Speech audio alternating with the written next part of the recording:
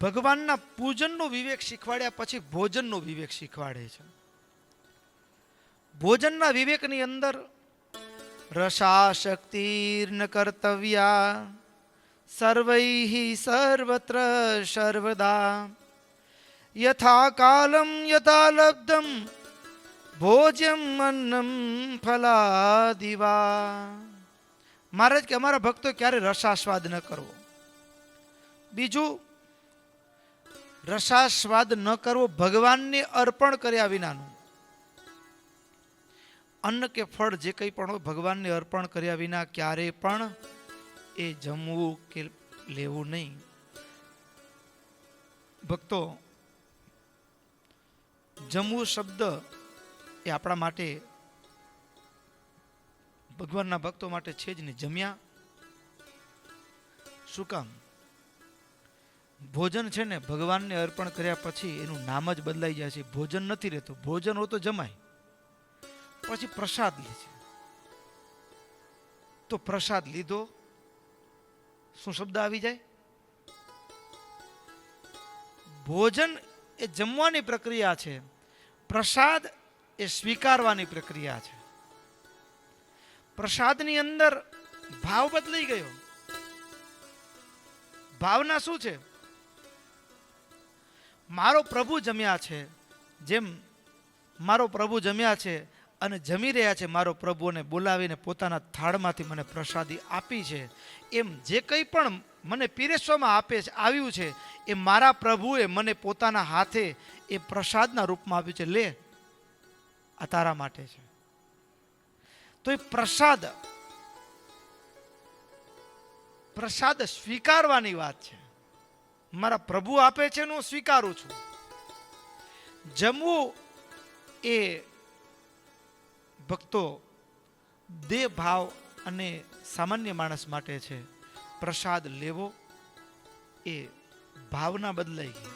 કાર્ય લૌકિક દ્રષ્ટિએ સરખું છે, અહીંયાથી જ એ ઉતરે છે પેટની અંદર, પણ ભાવના બદલાય ને એટલે ફળ બદલાય. એટલા માટે આપણા સત્સંગની અંદર શબ્દ પ્રયોગ કરે, ઠાકોરજીને જમાડ્યા. શું કે? ઠાકોર જમાડ્યા. એટલે ભીતરમાં બેઠેલા પરમાત્માને થાળ અર્પણ કર્યો. ભોજન જમવું નહીં, આપણે અર્પણ કરીએ છીએ. દેહ ભાવમાં હોય તો સ્વીકારીએ છીએ, અને આત્મભાવ હોય, બ્રહ્મ ભાવ તો ભગવાનને જ જમાડું છું. એટલે સ્વીકારવું અથવા અર્પણ કરવું. હવે આગળ મહારાજ કહે છે, કેટલાક વિવેક પણ મહારાજ કેટલું સ્પષ્ટ જુઓ તો ખરા. મહારાજ કે યો યત્ર મુખ્યો હિ ભવેત ભોજયિત્વા સચાપરાન સ્વયં ભુંજિતાન ઉદિતમ પંક્તિ ભેદમ ન ચાચરેત. પંક્તિ ભેદ.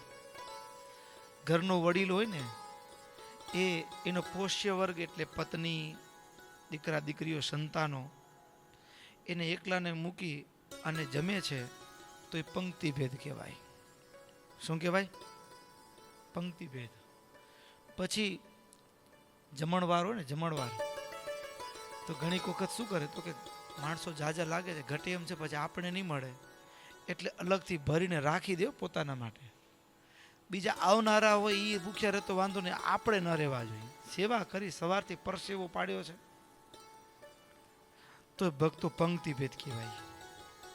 શું કહેવાય? પંક્તિ ભેદ નહીં. પંક્તિ ભેદ ક્યારે ન કરવો. ઘરનો વડીલો હોય, પરિવારના સ્વજનો પોષ્ય વર્ગને છોડીને એકલો બજારમાં જમી આવતો હોય તો પણ એ પંક્તિ ભેદ કહેવાય. મહારાજ કે પંક્તિ ભેદ ક્યારે ન કરવો. ત્યાગીના મંડળમાં મંડળધારી હોય, મંડળનો મુખ્ય વ્યક્તિ હોય, એ પ્રતિદિન બીજાને જમાડીને પછી જમવું.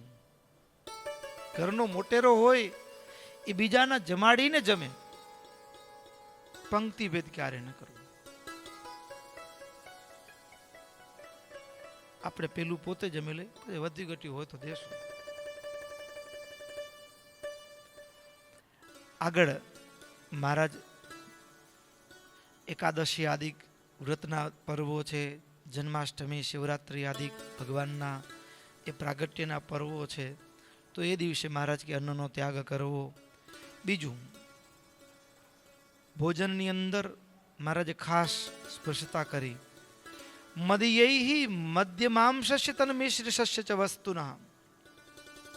મધ્ય માંસ તેનાથી મિશ્રિત એવી કોઈ પણ વસ્તુ હોય તો એ ક્યારે પણ ગ્રહણ કરવી નહીં. અને ત્યાર પછી ગાંજો, ભાંગ, તંબાકુ એ આદિ કેફી કરનાર એ દ્રવ્યો હોય એનો સ્પર્શ ન કરો તો ખાવાની વાતે ક્યાં આવી? સ્પર્શોપી ન ક્વચિત. આ વાત ઉપરથી એક વાત સ્પષ્ટ થઈ હો મહારાજની આજ્ઞાથી. હા, કે પાન માવા વેચાય નહીં, મારે સ્પર્શ કરવાની ના પાડીએ. ન થયું?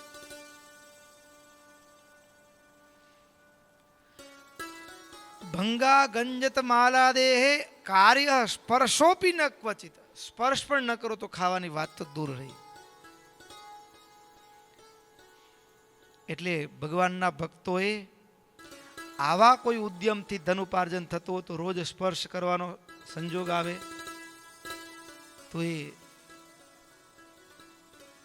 જો સુખી થવું હોય ને મહારાજનું માનવું હોય તો ત્યાગ કરી દેવો જોઈએ.